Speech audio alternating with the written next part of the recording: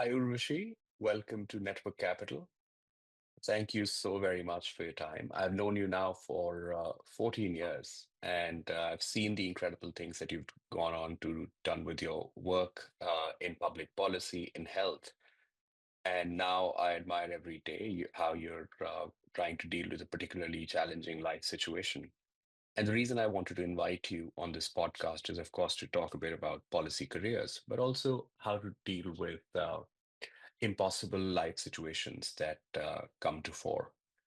So, tell me a bit about your educational background and what you've done so far. Yeah, firstly, thanks for having me here, Utkarsh. And as you said, we've known each other a long time. So it's a pleasure to do this with you. So in terms of my career, I think from very early on, I was very passionate about making a difference to people's lives in some shape and form. And I think inequity really bothered me.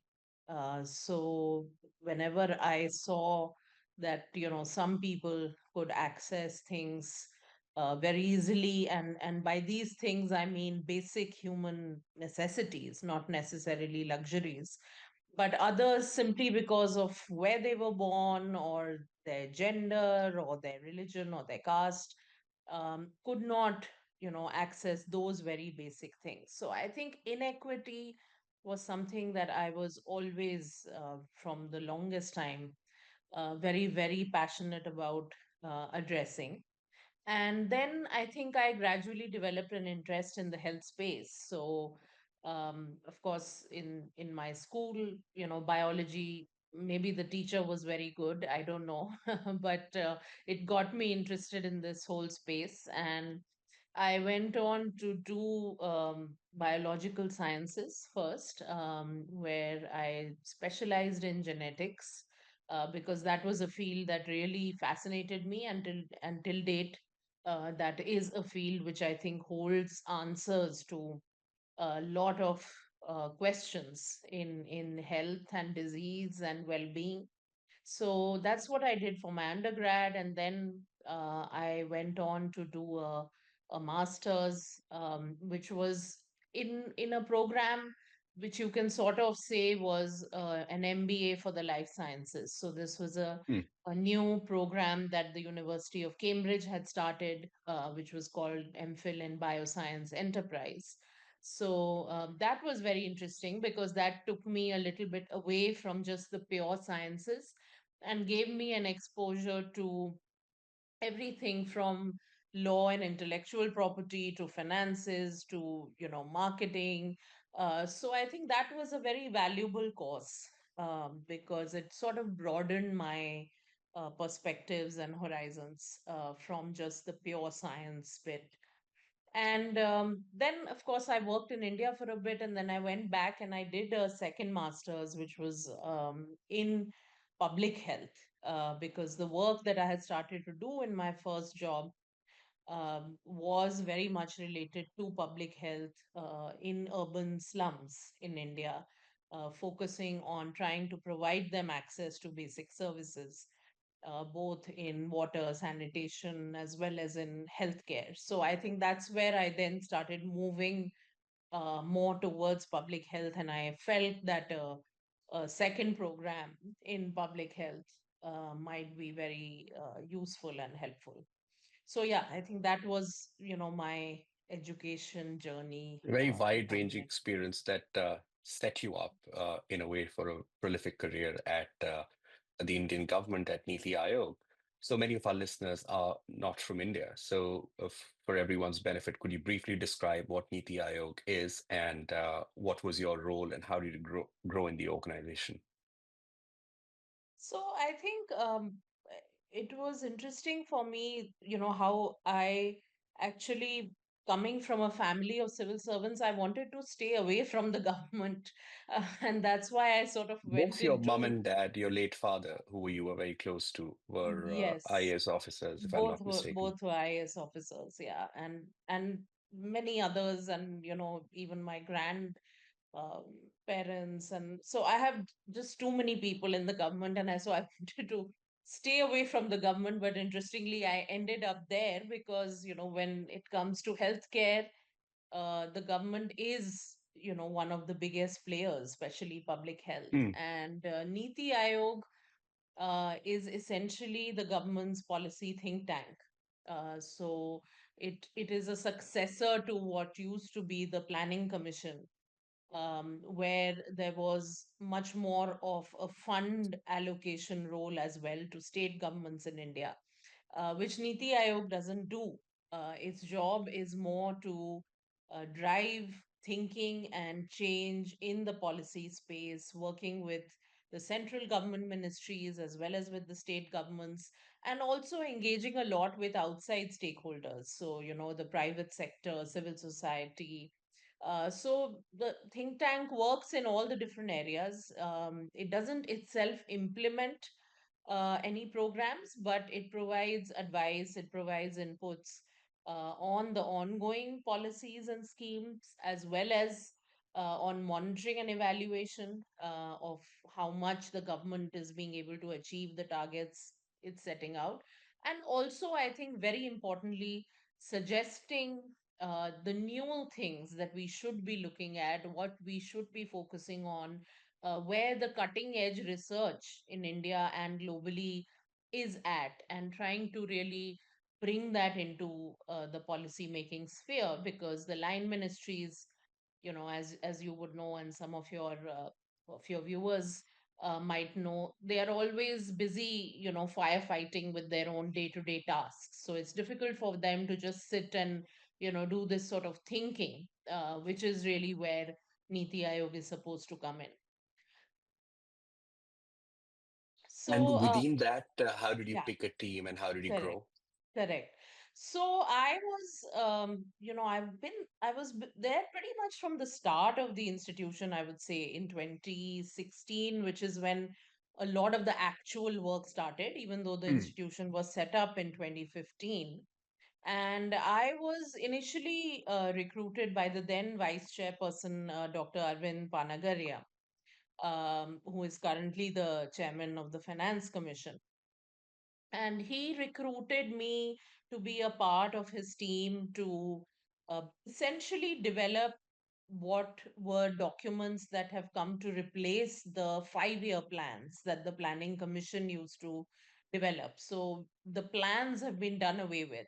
But what Niti Aayog had to come up with were some strategy documents for the short term as well as for the medium and the longer term. So he hired me initially to work as part of that team to develop those documents, and I did eventually work on two of those documents for the social sectors. So my work was, of course, focused on health, nutrition, gender, drinking water, sanitation, as well as social justice. All those areas came within my purview there. Mm. And I think from there, my work really evolved, so that's what I was initially hired for just 1 year, um, but ended up, all in all, being there for 8 years in many different capacities. I was the only professional who worked with all the three vice chairpersons, but also did a lot of work with Mr. Amitabh Kant, with the member health, Dr. Paul, because I was working considerably, for a long period of time. I was working on the COVID response because Niti was in charge of sort of steering that and monitoring that and providing inputs there.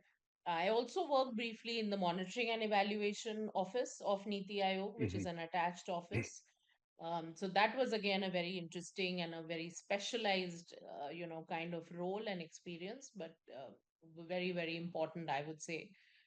So I think, what started off as a very limited sort of agenda with which I joined the organization, I think it really expanded, and I had the opportunity to work with people at the top of the organization, which I think is really helpful in a government system where you can cut through different layers of, bureaucracy and hierarchy that otherwise might hold back somebody, and especially somebody who's a young person, and our system, the government system by nature is quite hierarchical, and so I think for me that was a good thing that I was working directly with people at the top, so at least my ideas, my thinking could reach them directly. And so I think Mm. that was very, very satisfying for me. And of course, the range of things I worked on was vast. Like I said, I never thought I would work on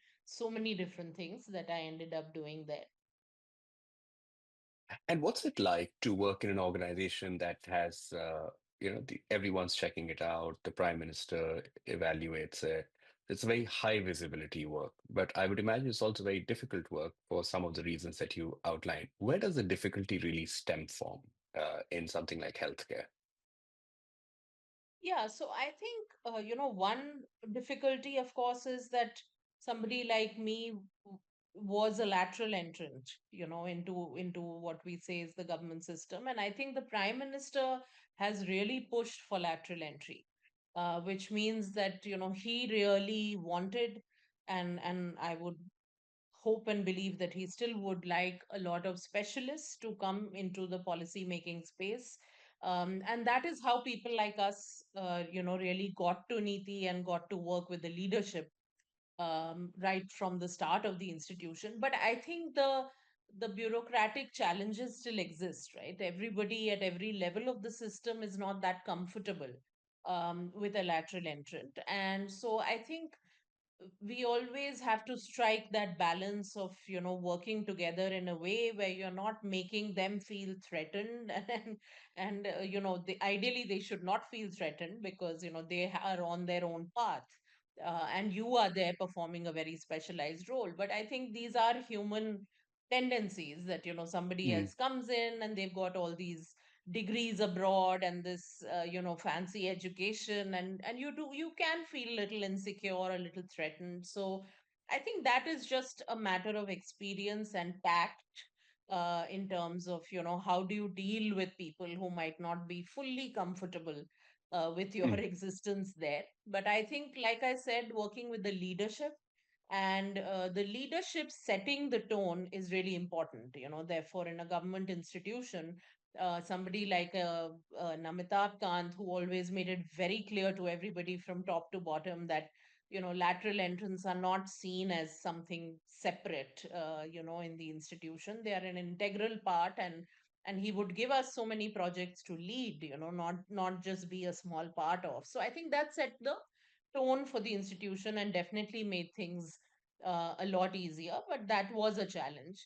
And I think in healthcare, the challenges are enormous, because in India, healthcare is constitutionally a state subject, which means that Mhm. state governments are in charge of basically implementing healthcare related policies and programs and initiatives. And the center can provide broad guidance, a template, a framework, and of course, certain funds as well. There are centrally sponsored schemes in health. But I think the states have a very big say, which has its positives in terms of reflecting the local dynamics better. But there are also challenges when you're trying to standardize certain things or when you're trying to get certain things implemented across the country.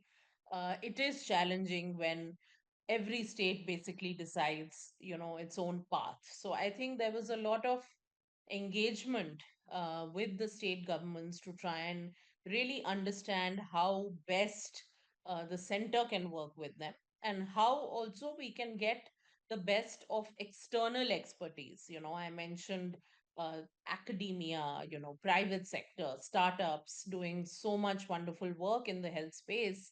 How do we really connect those with the work that the state governments are already doing? I think that was a constant challenge, but also a constant effort that we were trying to make. But I think other than that, the biggest challenge I would say was to just get health to be a priority, Mm. because I think it has not got the kind of attention historically that it should have. And by that, I don't just mean the funding that we allocate to it, though that is an important indicator in terms of how much we are spending as a percentage of our GDP. But I think generally just making it a political priority and making it a center of discussion.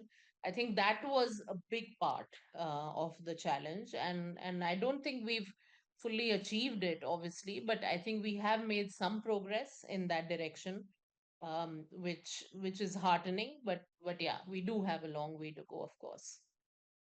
Clearly. I also saw you do a lot of consensus building, institutional and peer institutional collaboration, organizing events which have CEOs of large companies, government officials, multinational. How important and how difficult can it be to develop consensus on such large scale issues? Yeah, in fact, right in 2017, I think we organized two large events called Champions of Change.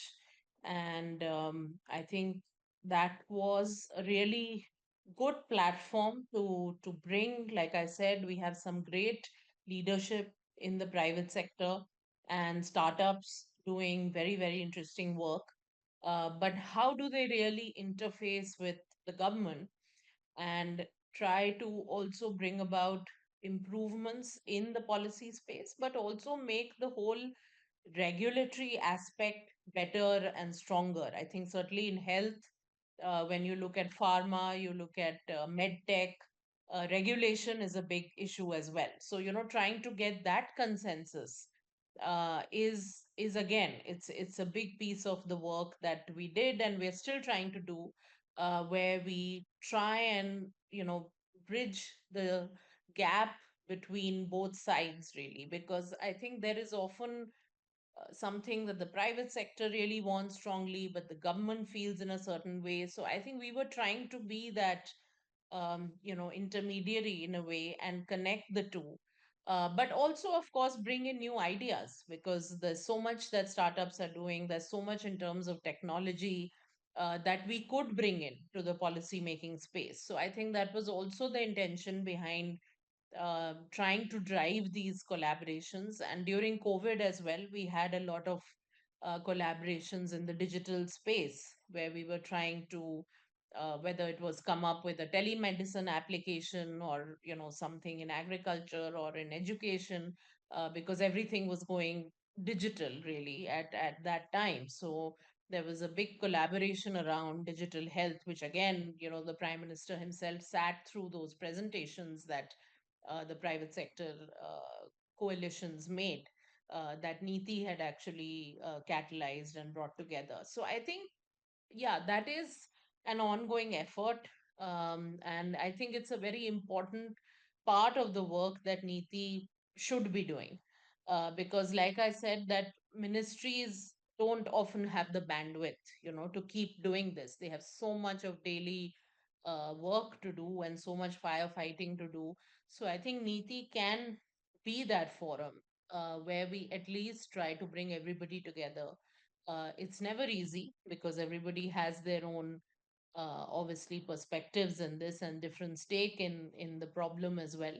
But I think that is something we have to do, and we have seen the impact, the powerful impact of being able to do something like that during COVID.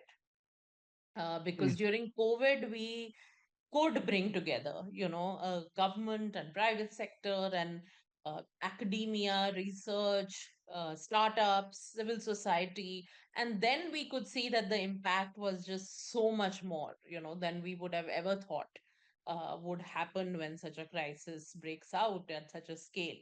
So I think we've seen the powerful and transformative impact of that kind of collaboration, but we just need to find ways and means to keep it going on a regular basis, and not just during a crisis time, or one off. Well, congrats for leading so many changes and working across such interdisciplinary teams in and outside NITI Aayog. Um, I would say that government jobs, lateral entry jobs, are becoming really popular in this modern India of young professionals really trying to make a difference. But it's quite challenging sometimes to get these jobs because there are lots of qualified candidates. So, in your hiring that you directly oversaw, or what you witnessed perhaps indirectly at NITI Aayog, um, what would make a good candidate, and how would the organization sift for a candidate or the other? And the reason I'm asking this question is because so many people come to network capital to advance their careers, and insight from somebody like you who has been an insider would be pretty useful. Yeah, I think there's now opportunities opening up really at every level. So you can also be somebody very early in your career, somebody who's just done, maybe your basic undergraduate, maybe 1 or 2 years of experience. But that can really be in any field. I think that for policy, it really, I don't think, is a problem. Which area you have specifically worked in. What is really valuable are some of these softer skills, which I was starting to allude to, being able to work with people who have a very different mindset, uh, being able to work with people who might be a little suspicious of your intentions, even at times. Mm, How do you handle that tactfully? How do you handle that diplomatically? How do you not try to come in with an attitude that, I've done my degree at this college and so I know best? So somewhere, sometimes it's hard, and I'm not saying that every time you're doing it from a place of arrogance. Sometimes it's just that you've studied it and you know that that is the right thing to do, and yet when it's not happening, it can be frustrating, as somebody coming in from the outside, that why can't we see the obvious, or why can't we do something that is so evidence based? But you have to understand that policy making is a very messy space. It's a very complex space. So I think an understanding or an appreciation of that you're going to be working with a lot of different stakeholders, there can be different types of interests at play. And how are you going to maneuver through that? How are you still going to try and do the right thing, but being aware of all of these different dynamics at play? So I think those are some of the skills. Analytics, just the ability to analyze a particular situation. mm, And by that, I mean not just the quantitative aspects, but the qualitative, especially in terms of stakeholders, how are they going to react, thinking about incentives. If I come up with a policy, or I come up with a scheme, or I talk about this very often, with people who want to come into the policy space, that you have to think about what can be some of the unintended consequences as well. So these are your intended consequences. This is what you want to achieve.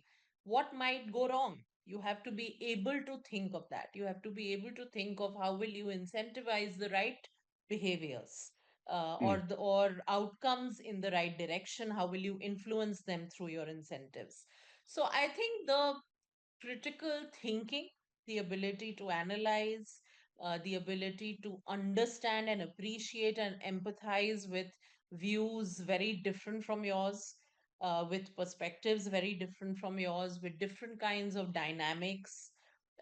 Just being able to read body language, in a Mm. meeting room, and what's the right time to intervene. So I know people cannot come in with everything. A lot of things you learn over time, but my point is that if you really want to be successful in a policy career, then it's less about what you've studied, or even, how long you have studied that for, or where you've worked.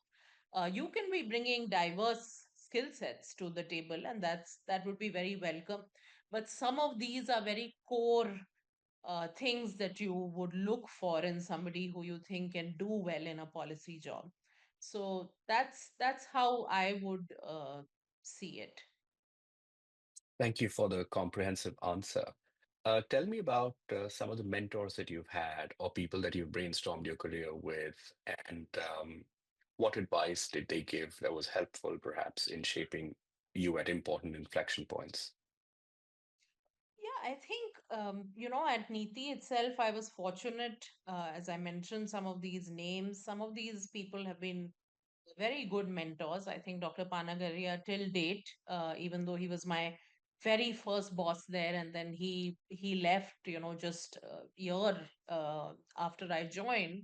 But we remained in touch, and even till today, we are very much in touch, and I often have conversations with him on different topics. So I think he has been a really good mentor. I think when he was a boss, he was a real stickler for detail and for perfection, and often that would get very, very annoying. And I've told him that you could find literally, if there was literally one line or one paragraph that had been missed in terms of editing, he could pick that up, that no, this doesn't seem like your work, or this seems like you haven't worked on it yet. So he was really, really somebody who was a perfectionist in that sense, but also someone very encouraging of different views. I think he and I have had long debates on healthcare and how much you can have the private sector play a role in healthcare. He's a Mm, champion for the private sector, but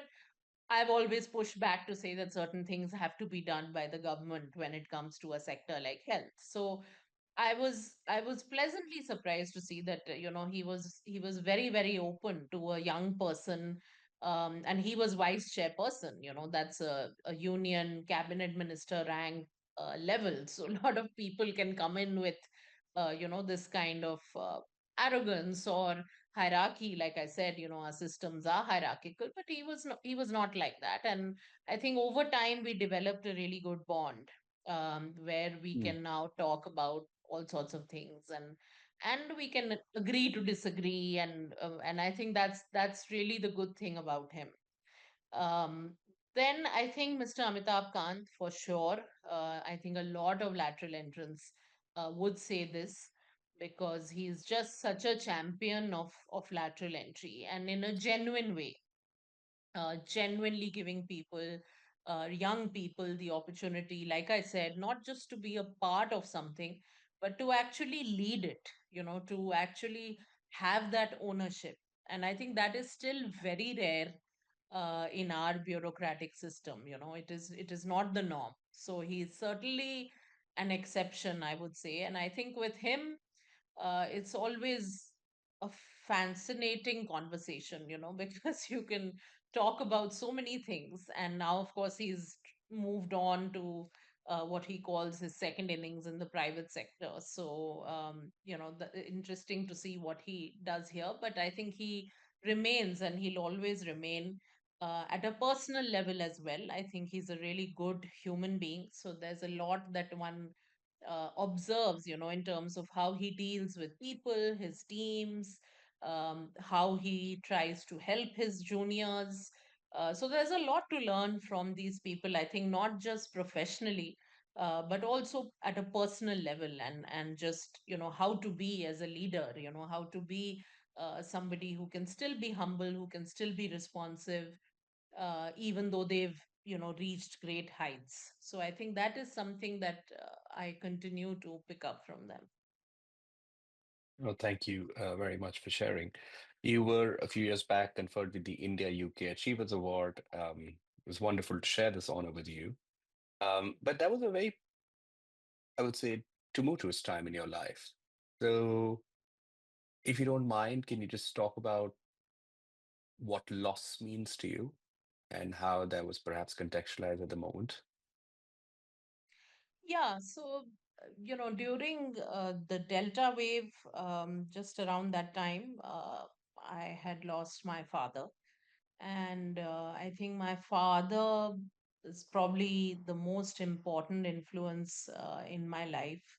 And I think when you have a loss like that, the world just feels very unfamiliar. The next day when you wake up, it's like, this is not a world that I knew for 35 years, because your safe space, your pillar, you knew that this was a person you could go to no matter what happened in your life. So that person suddenly not there. And so I think loss for me, obviously it was completely life changing. I do think that I did not perhaps process it fully. And I think this is an advice I give to anybody and everybody I speak to on this subject, that it's important to not rush. When you have a major loss in your life, which will stay with you forever, there's nothing like getting over something like this. You don't get over somebody who's so special. So you should process your emotions fully. I think sometimes we try to rush back into work, or we rush back into life without really fully, processing what's within us. And I think that can do damage to our health and well-being. And in my case, just a few months after my dad passed away, I was diagnosed with a cancer, which is commonly called a non-smoker's lung cancer. Not something I had heard of before. And I was actually, I would say, physically very fit around the time that I was actually diagnosed, in the sense that I was doing, cardio classes and dancing and everything. But obviously, there was a lot going on inside my body, which I was not aware of, until there was a Mhm. final kind of breakdown. So yeah, it was just around the time that I was dealing with all of this. And I think the awards happened at a time when I'd just been few months into my treatment.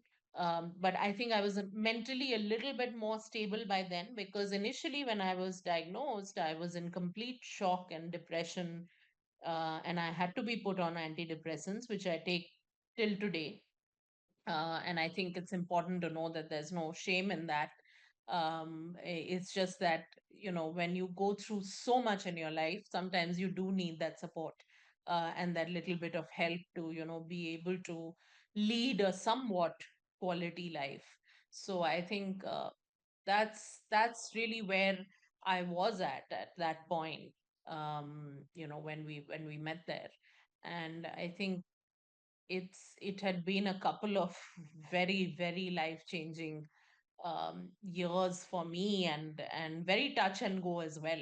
I think when I was first diagnosed, it was very touch and go. I think that was uh, I came very, very close to to sort of leaving this world, but I think I held on. So that is what I think life is also a lot about. Sometimes you have these phases, you have these moments, you have these days, but you try to hold on. And I think that is what life is about. Thank you for your resilience and thank you for sharing this. It would not be easy. Um, how did people around you, your loved ones, react, and what is the process of regrouping as a family support group of, spouse support group really look like? Yeah, so I think for me, the two main people affected directly, immediately, of course, my mother. Again, somebody who had obviously lost her life partner, and she was going through that loss herself. And now to be in this situation, where she was also, dealing with this critical life and death situation of her child. So I think for her, obviously, very difficult. I mean, I don't think she even had the opportunity to pause and even think about what is happening. She was so much just into the day to day, managing the logistics and the hospitals and the doctors. And until today, a lot of that goes on, because my disease is such that I have to keep doing these ongoing tests and visits to the doctor. And so it's almost like a full-time job in itself as well, apart from everything else I do. I think for my husband, he he had a slightly different way of reacting. I think he also absorbed a lot within himself, because he didn't obviously want to express to me, and neither was I in a situation where I would have understood his expression. I could barely understand what was going on with me. So I think it took him a long time to start talking about it. And it's only when I got a little bit back into my senses, that I could even have that conversation. But obviously, I could see that he was devastated, because this is not something that you expect to happen at this stage in your life, when you're actually trying to build your life. And so I think, all of us, we didn't really know how to react. And I think it's over time that you try to build a life around it. There is no formula for success in something like this, because whenever it hits somebody, it's not like you were ever trained for it. It's not like you were ever prepared for it. And I don't think you can be also. But the only thing you can try to do is just do whatever you can in that particular moment, and not think too much about, okay, what's going to happen tomorrow or day after, 1 week, 1 year from now. That's how I think we handle it now to a great extent, where we try to just do what's manageable, and not think too much into an uncertain future. Mm. I did see your mother and Pramath at the award ceremony, and I could tell that they were processing as best as they could while still remaining there for you, very proud of you. And I'm pretty sure your late father, and of course, Ambesh, would be very, very proud of all that you've done. Cannot be easy. I recently interviewed Esther Bujiki, who the mom of the former YouTube CEO who also lost her daughter to cancer unexpectedly. And the way she was dealing with it and the way you talk about it, it's actually a great learning experience for anyone listening, because this could impact anybody anytime. But it's surprisingly less talked about. What would you like to see happen at a familial level, at the level of friends, and at the level of research for us to be better prepared as society?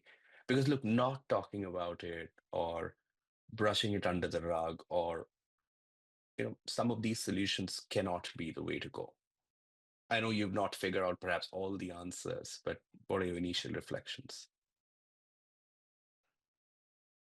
Yeah, I would say that, it is almost becoming a household phenomenon, and yet it's a little more invisible, compared to. Utkarsh, can I take a moment? I just have a dry throat. Um, so I'll just restart. So, yeah, so I think cancer is becoming, like a household phenomenon now. And yet it's more invisible, I feel, than something like a heart attack, right? Where we now have a lot of videos circulating and photos where people are just dropping dead. And it's very dramatic for us. It hits us that, oh, how is this happening to otherwise seemingly very healthy people? Cancer is often not that. People might just wither away.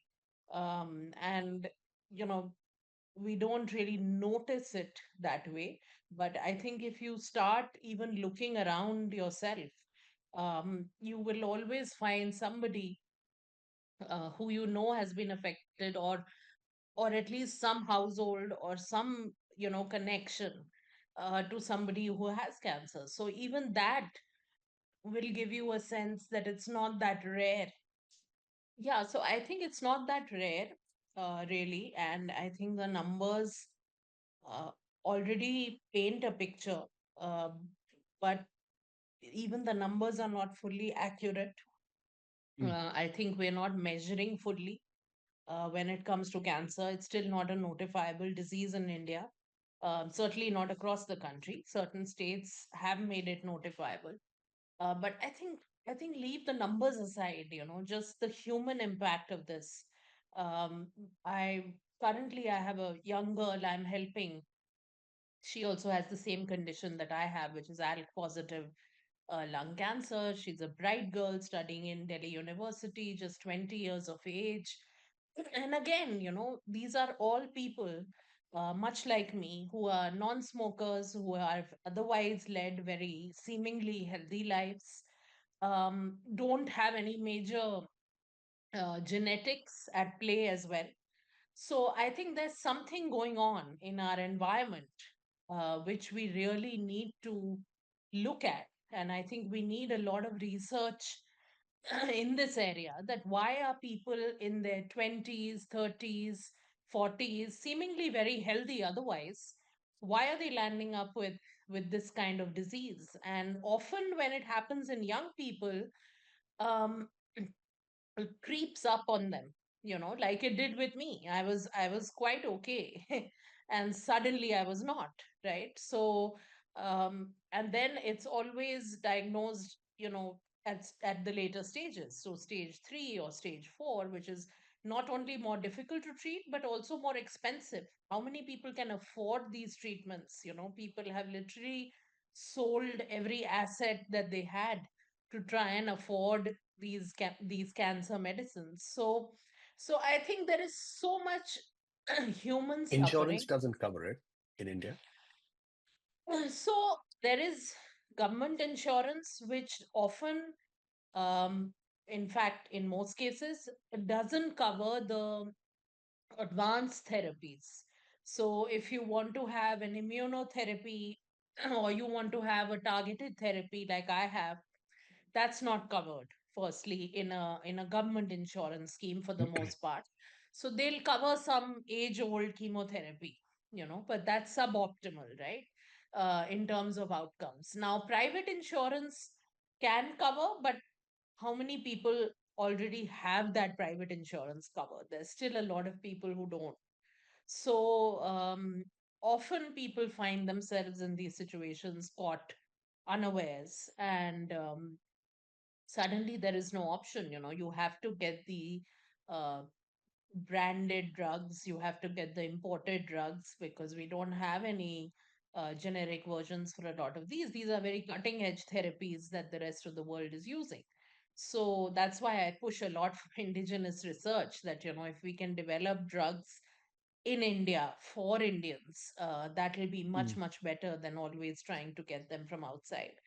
But I think, just to make a comment on what you said, that we can't really afford to ignore this, not just as a society, not just for the human suffering, but also as an economy, because we want to capitalize on our demographic dividend.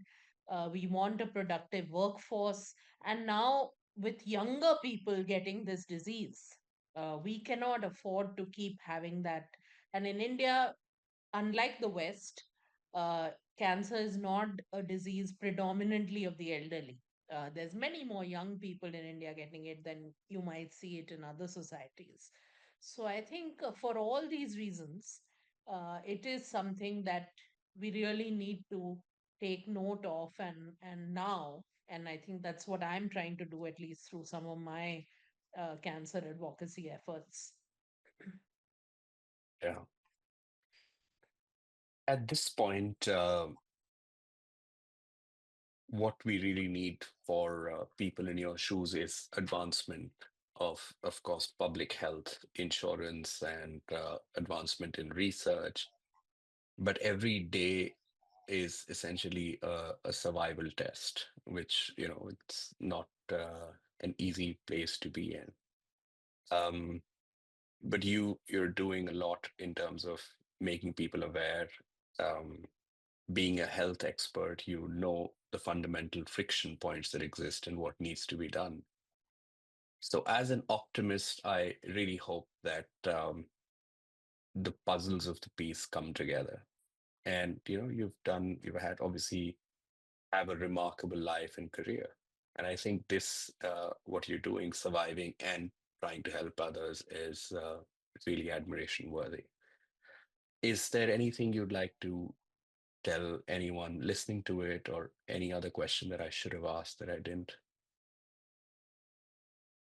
No, I think you you covered it very well. I think I would just say that it's, I think, taught me a few things, about life, which this whole journey, that things. sometimes or often, as the case may be, might not go your way. But you have to, find that resilience within you, and you have to find your own path.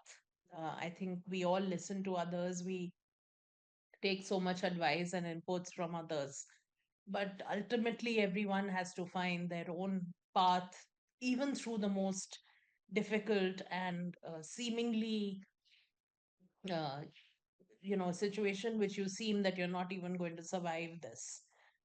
So I think that is very important, and to not lose heart and to not give up on the bad days, because there will be plenty of them. But to just keep going through them, and to hope, and like you said, to have that optimism in you. I think hope is the most important word. We all live on that hope in some way or the other. So I think never to give up on that, because you might just be very close to, turning the corner for the better. You just never know how far you are from that point. So I think those are some of the things that I've learned. And, like you said, in my situation, like every day is a learning. Every day I'm learning something new about myself also. Days that I thought I would never survive, um, to see myself also coming through those is an incredible learning in itself.